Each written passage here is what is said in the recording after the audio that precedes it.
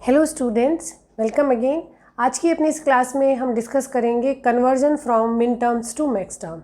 किसी भी Boolean function का रिप्रेजेंटेशन करने के लिए हमने अपने प्रीवियस वीडियो में एसओपी फॉर्म प्रेजेंटेशन क्या होता है, पीओएस फॉर्म प्रेजेंटेशन क्या होता है, एज वेल एज डिस्टिंक्ट मिन टर्म्स और मैक्स टर्म्स का क्या मीनिंग है, वो हमने बहुत डिटेल में डिस्कस किया।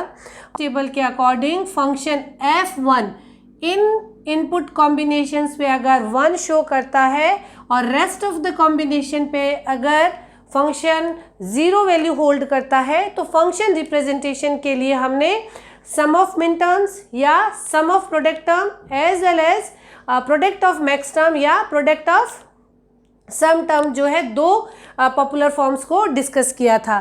तो हमने ये कंक्लूजन निकाला था कि किसी भी फंक्शन को अगर हमें बूलियन रिप्रेजेंटेशन देना हो वेरिएबल्स के साथ, एसओपी या पीओएस फॉर्म रिप्रेजेंटेशन देना हो, तो हम वो सब मिन टर्म्स पिक करते हैं, सेलेक्ट करते हैं जहाँ पे हमारा फंक्शन वैल्यू 1 है। ओके, हमने अपने फंक्शन को लिखा, फंक्शन जो है वो 0 1 2 3 4 5 6 एंड 7।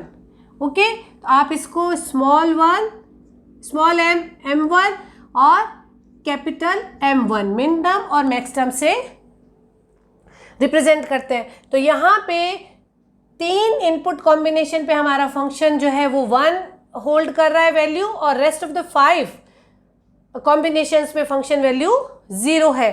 तो आपने वो सारी मिन टर्म सेलेक्ट कर ली जहाँ पे फंक्शन वैल्यू जो थी 1 थी, और आपने इनके सम ऑफ प्रोडक्ट फॉर्म में आपने फंक्शन को नोट डाउन कर लिया, आपने उसे रिप्रेजेंट किया। आप इसे इस तरह से भी लिखते हैं, sigma m1 m3 m4 sum of min terms. Okay, as well as हमने जब कंक्लूजन निकाला तो हमने कहा कि इसी फंक्शन को एक सेकेंड फॉर्म में भी हम रिप्रेजेंटेशन प्रोवाइड करते हैं, और उस प्रेजेंटेशन के लिए सम प्रोडक्ट ऑफ, ये आपकी हो गई है SOP form, sum of product. Okay, SOP form, इसका जो सेकेंड वेरिएशन है वो है POS, product of sum term. इसमें हमने वो मैक्स टर्म्स पिक कर लिए जहाँ पे फंक्शन वैल्यू 0 है। तो फर्स्ट इंस्टेंट में हमें ये डाउट क्रिएट होता है कि अगर हमने ये मिन टर्म्स वो पिक की है जहाँ पे फंक्शन आउटपुट 1 है, और ये हमने अगर वो मैक्स टर्म पिक किए जहाँ पे फंक्शन आउटपुट 0 है, तो क्या ये रिप्रेजेंटेशन फंक्शन के कॉम्प्लीमेंट के लिए नहीं है? क्या ये दोनों प्रेजेंटेशन एक ही फंक्शन आउटकम को रिप्रेजेंट कर रही है? तो आज के लेक्चर में हम ये कंक्लूजन ड्रॉ करेंगे और इसे प्रूव करेंगे कि ये सेम फंक्शन रिप्रेजेंटेशन को प्रेजेंट कर रहा है, और ये फॉर्म भी इसी फॉर्म का सेकेंड वेरिएशन है। बस आप यूज़र के लिए या एज ए स्टूडेंट कंफ्यूजन दूर करने के लिए हमने 2 सेक्शन डिवाइड कर लिए कि मैक्स टर्म्स वो उठाएंगे जहाँ पे 0 है, मिन टर्म्स वो उठाएंगे जहाँ पे 1 है। ओके, अब हम ये प्रूव करते हैं कि ये दोनों एक्सप्रेशन सेम फंक्शन के लिए ही सेलेक्ट किए गए हैं। ओके, तो देखिए आपने पहले फंक्शन को लिखा है मिन टर्म्स की फॉर्म में। Okay, a bar b bar c plus a bar b c plus a b bar c बार, ये वो मिन टर्म्स हैं जहाँ पे कि फंक्शन वैल्यू 1 है। ओके, तो फंक्शन का कॉम्प्लीमेंट ये क्या था? Sigma m1 3 4। अगर इन मिन टर्म्स में फंक्शन वैल्यू 1 है तो rest of the min term से फंक्शन वैल्यू क्या होगी? 0 होगी, और वो जो फंक्शन है वो होगा complement of your original function. तो आप इसे लिखेंगे, अगर आप कॉम्प्लीमेंट ऑफ ओरिजिनल फंक्शन को मेंशन करना चाहें तो that is sum of all the remaining min terms. वो क्या है? 0 2 5 6 एंड 7। ओके, ऐसा ही ना, इन सब मिन टर्म्स पे आपकी फंक्शन वैल्यू 0 है, तो ये है आपके कॉम्प्लीमेंट का रिप्रेजेंटेशन। ये आपने लिखा सम ऑफ मिन टर्म्स की फॉर्म में, आप इसे स्टैंडर्ड कैनोनिकल फॉर्म में भी लिखेंगे। ओके, तो अगर हम इन्हें कैनोनिकल फॉर्म में लिखें तो हम इन सब मिन टर्म का एक्सप्रेशन लिखेंगे। एक्सप्रेशन क्या रहेगा? ए बार, बी बार, सी बार, 0 के लिए एक्सप्रेशन, ओके, प्लस 2 के लिए रहेगा ए बार, बी, सी बार, 5 के लिए रहेगा ए, बी बार, सी, 6 के लिए रहेगा ए, बी, सी बार एंड 7 के लिए A, B, C. I think it's clear. ये सारी मिन टर्म्स फंक्शन के कॉम्प्लीमेंट को कंसिस्ट कर रही है। ओके, इन सब मिन टर्म्स पे फंक्शन वैल्यू जो है वो आपका 0 है। ओके, इन सब मिन टर्म्स में, तो ये कॉम्प्लीमेंट हो गया। अब अगर आप इस कॉम्प्लीमेंट का कॉम्प्लीमेंट लें, ओके, अगर आप F1 के कॉम्प्लीमेंट का कॉम्प्लीमेंट लें, then what you are writing down? Basically you are representing F1 in an another form. ठीक है, अनदर फॉर्म में हम इसको रिप्रेजेंटेशन के लिए देख रहे हैं।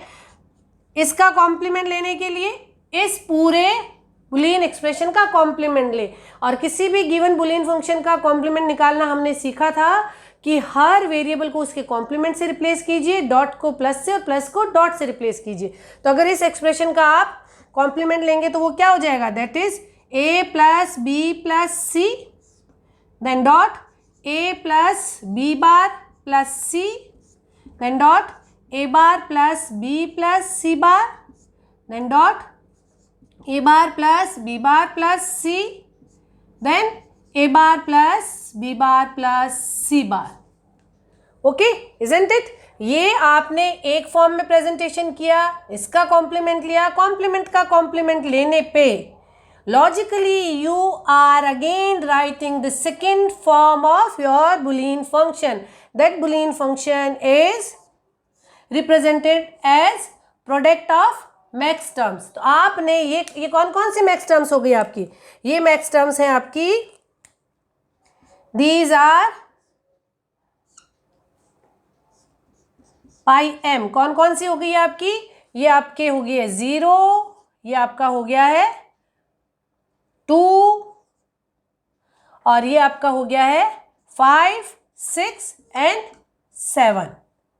ओके, तो ये आपने जो मैक्स टर्म पिक की है उन सब पे फंक्शन वैल्यू 0 है। स्टिल इन सब मैक्स टर्म का प्रोडक्ट फंक्शन को ही रिप्रेजेंट कर रहा है।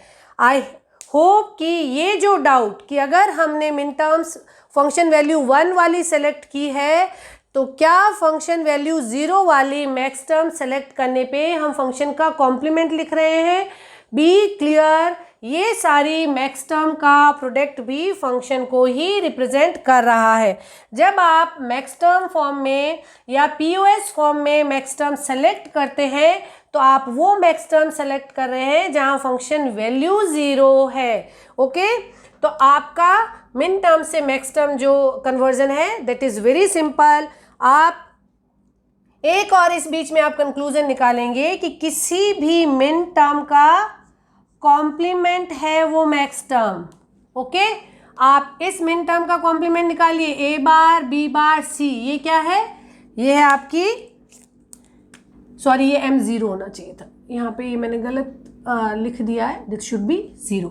ये है आपकी M1।